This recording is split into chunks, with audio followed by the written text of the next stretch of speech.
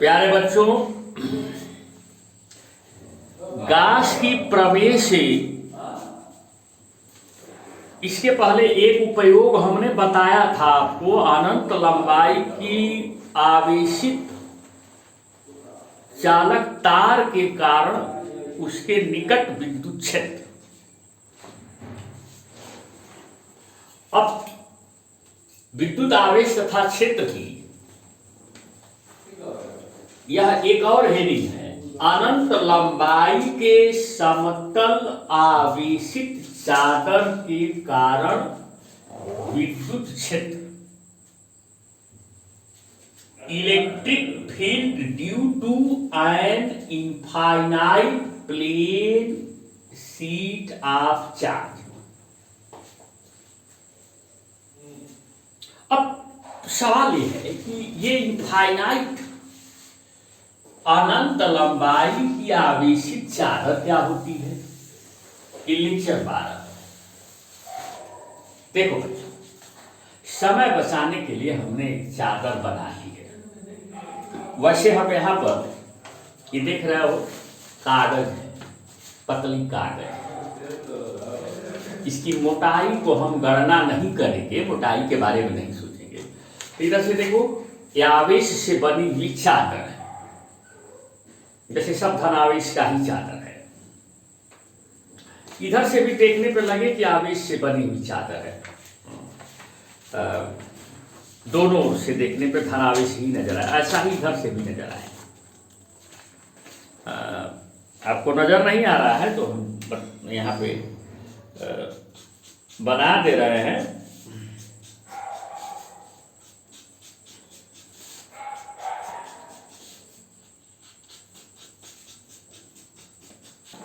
देखो, यानी इधर से भी देखो तो वैसे ही धनावेश दिखाई दे, और इधर से भी देखो तो वही धनावेश दिखाई दे।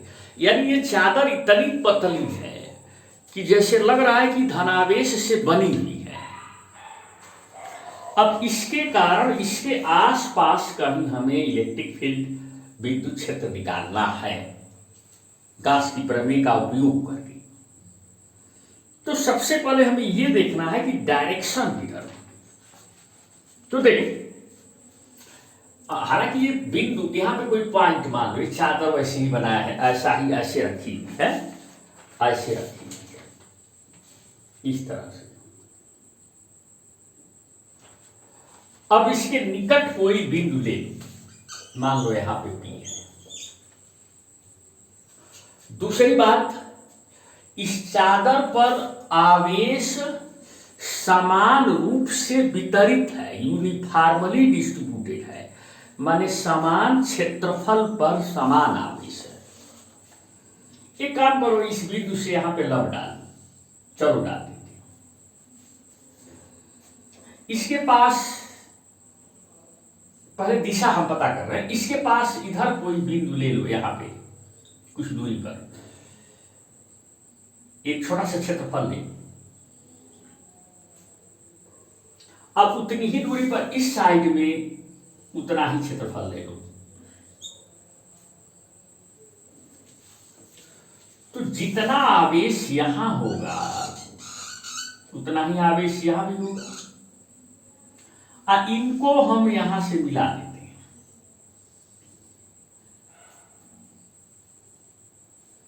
बच्चों, ये दोनों त्रिभुज सर्वांगसम होंगे।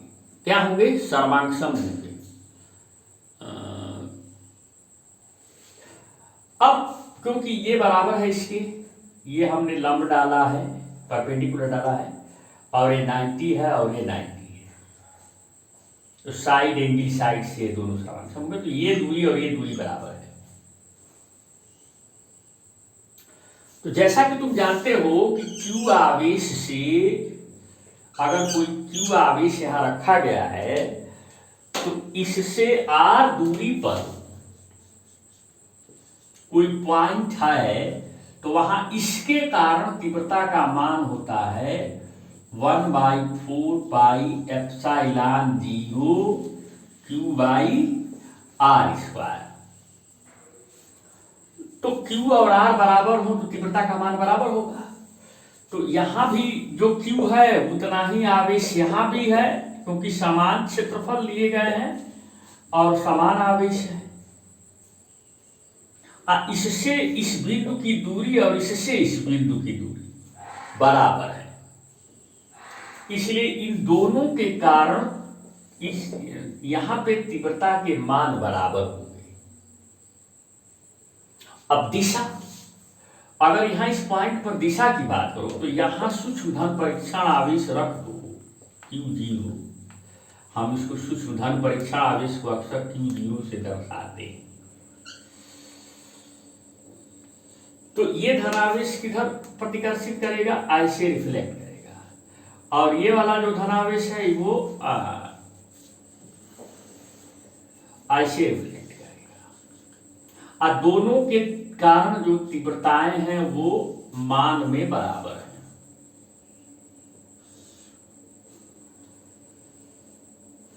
अब ये दोनों सर्वांगसम हैं, तो अगर ये एंगल थीटा है तो ये एंगल भी थीटा हुआ, शीशा विमुख कोण से ये एंगल थीटा हुआ और इसका ये एंगल थीटा हुआ। इसका मतलब तीव्रताएं तो बराबर है। अब यहां से एक समांतर रेखा खींच दो इसके इस प्लेट के, ये जो प्लेट आपने रखा है इसकी समांतर रेखा, तो इसका एक कंपोनेंट ई का एक घटक इधर हो जाएगा ई कास थीटा, और इधर हो जाएगा ई साइन थीटा। इसका एक कंपोनेंट इधर हो जाएगा ई कास थीटा, और इधर हो जाएगा ई साइन थीटा। तो ये ई साइन थीटा और ई साइन थीटा एक दूसरे के प्रभाव को कैंसिल कर देंगे, निरस्त कर देंगे, और ई कास थीटा और ई कास थीटा जुड़ जाएंगे। तो इस तरह से अगर हम देखें तो विद्युत क्षेत्र की तीव्रता की दिशा ये तो कैंसिल हो गया, तो किधर होगी, इधर। ऐसे ही यहां पर एक बिंदु ले लो, उस यहां से उतनी समान क्षेत्रफल का बिंदु इतनी दूरी पर इधर ले लो, फिर इधर एक बिंदु ले लो, इधर एक बिंदु ले लो, फिर उधर पीछे एक बिंदु ले लो, आगे एक बिंदु ले लो। तो ऐसे ऐसे दो बिंदुओं को ले लेकर के बार बार हम यहां देखेंगे तो इस समतल चादर के कारण इसके निकट कोई भी बिंदु होगा, ऐसे इसके आसपास यहाँ पे, तो वहां पे तीव्रता जो है उसकी दिशा ऐसे ही होगी। तो इससे एक अनुमान हम लगा लेते हैं कि इस बिंदु पे तीव्रता की दिशा किधर हो। तो दिशा का अनुमान हमें इसलिए लगाना पड़ता है क्योंकि गाउस की प्रमेय जो है वो दिशा बताती नहीं है। अब हमें एक काम करना है बच्चों, हमें मान निकालना है गाउस की प्रमेय से। तो हमें गाउसियन पृष्ठ खींचना पड़ेगा। तो हमें जो शर्तें हमने बताई हैं उन शर्तों को पालन करने वाला गाउसियन पृष्ठ होना चाहिए। तो एक काम करो, अब देखो सुविधा के अनुसार यहां पे खींचा जाता है। एक ऐसा बेलन खींचो जैसे यहां पे हमें तीव्रता निकालनी है, यहां पे निकालनी है, थोड़ा दूर नहीं बहुत निकट यहां पे। तो उतनी ही दूरी पर, जितनी दूरी पर ये है यहां से, उतनी ही दूरी पर एक नीचे भी बिंदु ले लो यहां पे, और एक बेलन इन दोनों बिंदुओं को मिलाने वाली रेखा को केंद्र मानकर ऐसे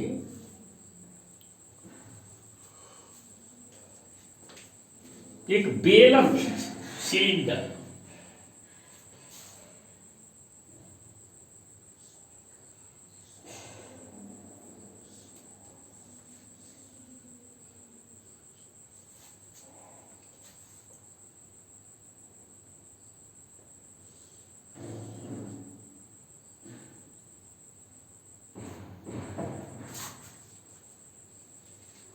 हमने सिलेंडर खींच दिया।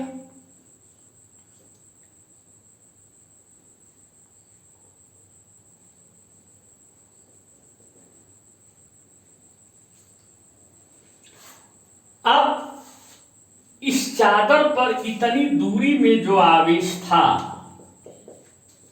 वो इस सिलेंडर के भीतर आ गया, इस बेलन के भीतर आ गया। अगर ये क्रॉस सेक्शन ए है तो ये भी क्रॉस सेक्शन ए है, अनुप्रस्थ परिच्छेद का क्षेत्रफल। अब इसकी दूरी यहां से, ये जो जितना आवेश इस चादर से अगर जितनी दूरी यहां है उतनी ही दूरी इधर साइड में भी है। अब हमें मान लो यहां बिंदु P पे बिंदु क्षेत्र की तीव्रता ज्ञात करनी थी, तो उस जितनी दूरी पर यहां पे बिंदु P के पास ही क्षेत्रफल आपने लिया, उतनी दूरी पर यहां पर भी एक बिंदु मान लो P डैश।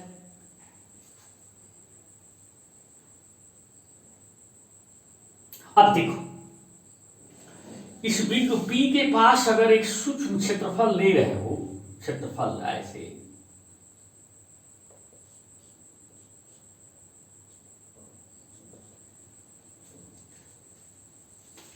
तो आपको हमने बताया था कि बंद पृष्ठ से लंबवत दिशा में बाहर की ओर क्षेत्रफल सदिश होता है। अगर इस सूक्ष्म क्षेत्रफल का मान dA है तो क्षेत्रफल सदिश की दिशा किधर होगी? इस बिंदु P पर इधर होगी, ऐसे D। और विद्युत क्षेत्र की दिशा इस बिंदु पर किधर होगी? तो आप कहोगे कि यही है E। क्योंकि चादर से इस बिंदु की दूरी जितनी है, चादर से इस P डैश जो बिंदु है उसकी भी दूरी उतनी ही है, इसलिए विद्युत क्षेत्र की तीव्रता का मान यहां भी बराबर ही होगा, जितना यहां होगा उतना ही यहां होगा। अब आप इस बिंदु P डैश पर एक सूक्ष्म क्षेत्रफल ले लो, तो ये दिशा हो गई इधर dA,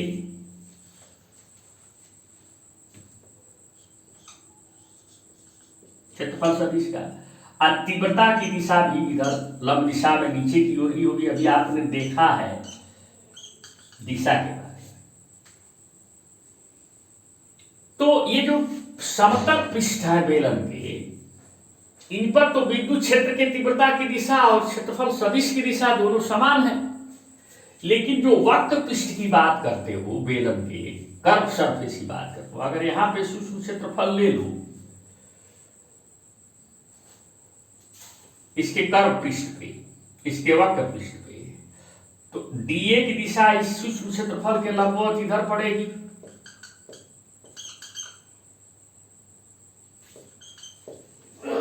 लेकिन तीव्रता की दिशा इधर पड़ जाएगी। इनके बीच 90 अंश कोण बनेगा,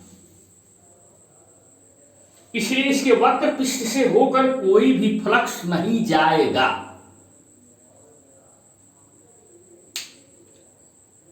E डॉट dA में cos 90 हो जाएगा,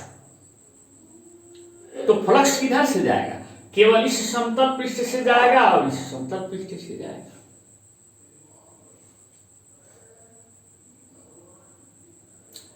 अब इस बंद पृष्ठ में कुल कितना आवेश है, सबसे बड़ा सवाल ये है। तो देख ये चादर है, अब बेलन जो है इसको छेदते हुए ऐसे निकल गया है, ऐसे निकल गया है, इस तरह से बाहर निकल गया है, इसको क्रॉस करके। तो अभी बताओ इस बेलन के भीतर जहां से छेद करके गया है, इतने छेद जितने पोर्शन से होके बेलन गया है यहां, तो इस छेद ये जो एरिया है जिसमें से होके बेलन गया है, इतनी दूर में जो भी आवेश होगा वह बेलन के भीतर पड़ेगा। जैसे ये वाला पोर्शन जो है, इस चादर का वह भाग है जिसमें स्थित आवेश बेलन के भीतर पड़ेगा। अगर इसका भी ये अनुप्रस्थ परिच्छेद का क्षेत्रफल A है और यह भी अनुप्रस्थ परिच्छेद का क्षेत्रफल A है, तो ये भी अनुप्रस्थ परिच्छेद का क्षेत्रफल A है। मान लो कि इसका माना एकांक माने एक परिच्छेद एकांक क्षेत्रफल पर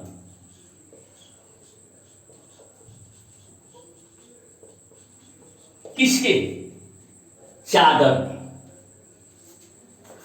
आवेश घन आवेश बराबर सिग्मा,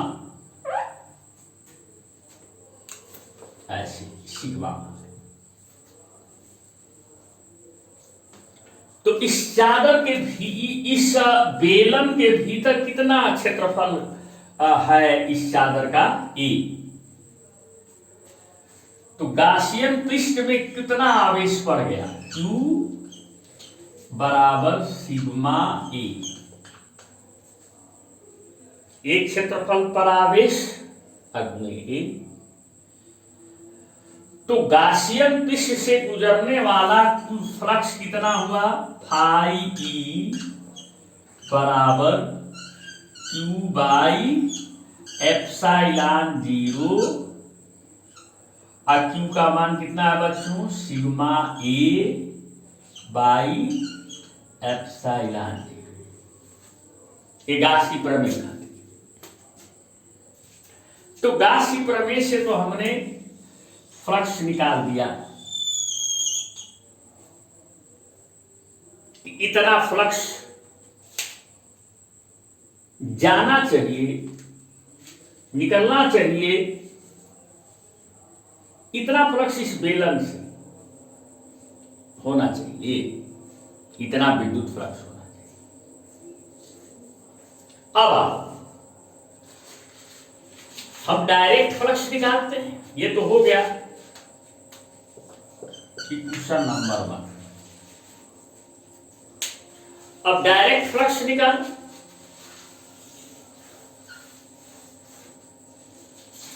तो कुल कितना फ्लक्स है पहले इधर ऊपर वाले पृष्ठ, ऊपर वाले समतल पृष्ठ पर फ्लक्स देखो। टोटल फ्लक्स बंद पृष्ठ में गुजरने वाला टोटल फ्लक्स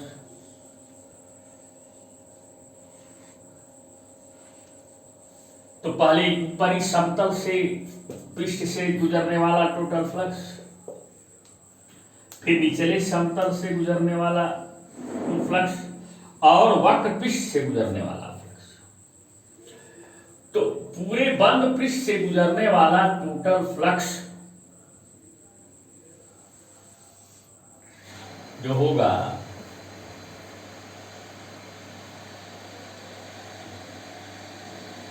इसको हम फाई ई मान लें।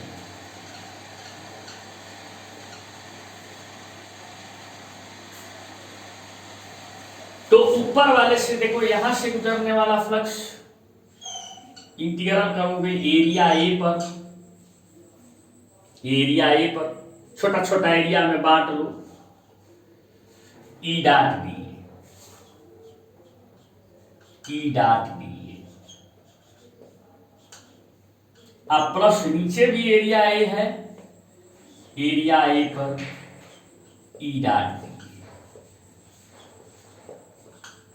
अब प्लस वक्र पृष्ठ से गुजरने वाला फ्लक्स वो कितना हो रहा है 0 प्लस 0, वक्र पृष्ठ का 0 हो गया। तो अब यहां पे इंटीग्रल करोगे इंटीग्रल एरिया ए, तो ई डॉट डी ए मतलब ई डी ए काश 0, क्योंकि ई और डी ए एक ही दिशा में है। अब फिर यह भी हो गया ई डी ए काश 0, काश 0 माने 1 होता है। तो अब ये टोटल फ्लक्स हुआ आपका फाई ई बराबर इंटीग्रल ओवर एरिया, ये एरिया ई डी ए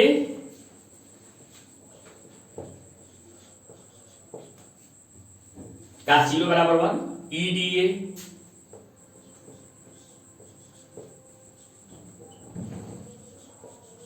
तीर तो हट गई।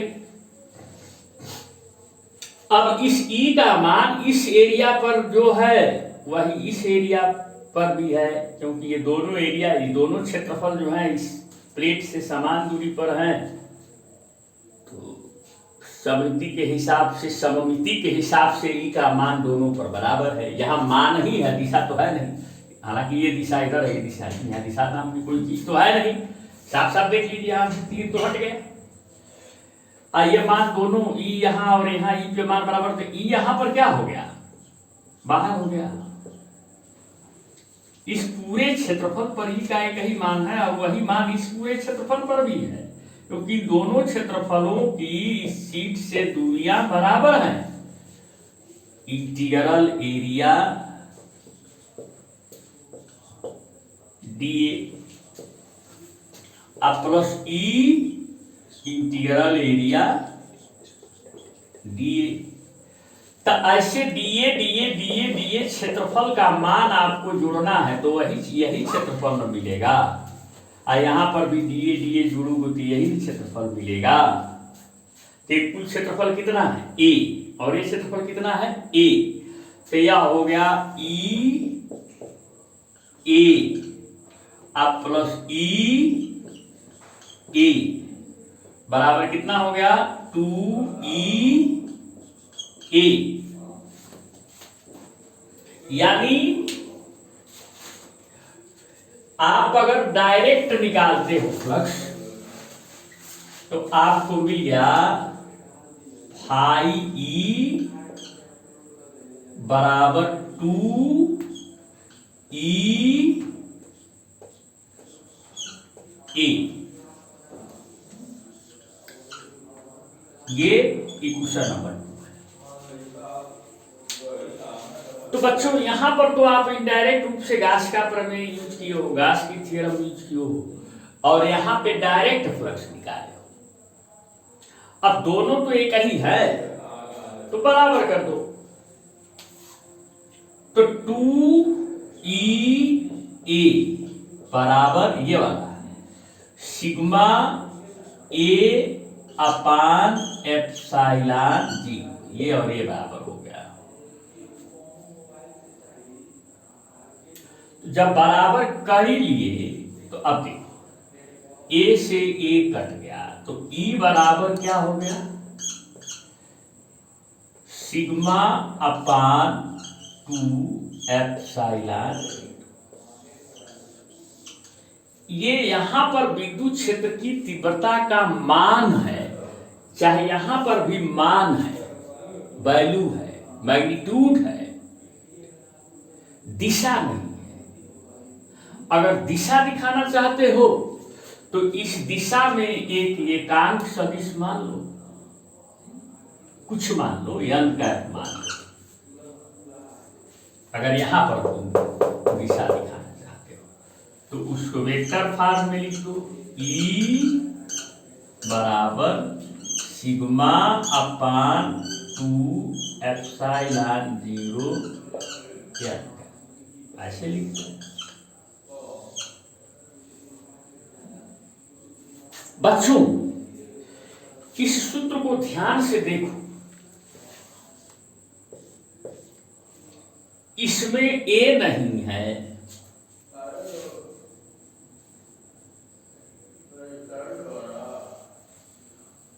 और इस चादर से दूरी जो है आर, अगर इस चादर से यहां की दूरी को हम माने कुछ आर, तो ये दूरी से इसका कुछ संबंध नहीं है। इस सूत्र में आर नहीं है, अगर हम इसको आर मान लें, ये दूरी आर मान लें, ये दूरी भी आर मान लें, तो इस दूरी से भी सूत्र का कुछ लेना देना नहीं। इसका मतलब कि चादर के निकट किसी भी दूरी पर कहीं भी विद्युत क्षेत्र की तीव्रता का मान हमेशा यही होगा सिग्मा अपान 2 एप्सिलॉन जी। दिशा चादर से लंब दिशा में दूर की ओर होगी, इस पार इधर होगी और इस पार इधर होगी। लेकिन अगर यह निगेटिव चादर हो मन ऋणावेश से बनी अगर चादर हो, तब अगर निगेटिव होती तो यहाँ सुंदर परीक्षा आवेश अगर रखते तो निगेटिव चादर ऐसे खींचे, तब दिशा चादर की ओर हो जाएगी। इधर होगा तो चादर इधर होगी और इधर होगा तो इधर। अगर चादर अगर यह ऋण आवेश से बनी हुई होगी तब बच्चों इसका बहुत यूज है, बहुत उपयोग है। अभी इसके अगले लेक्चर में हम एक समान विद्युत क्षेत्र प्राप्त करने के लिए हम लोग इसका बहुत बेहतरीन ढंग से उपयोग करते हैं। अभी बताते हैं आपको अगले लेक्चर में। बहुत बहुत धन्यवाद।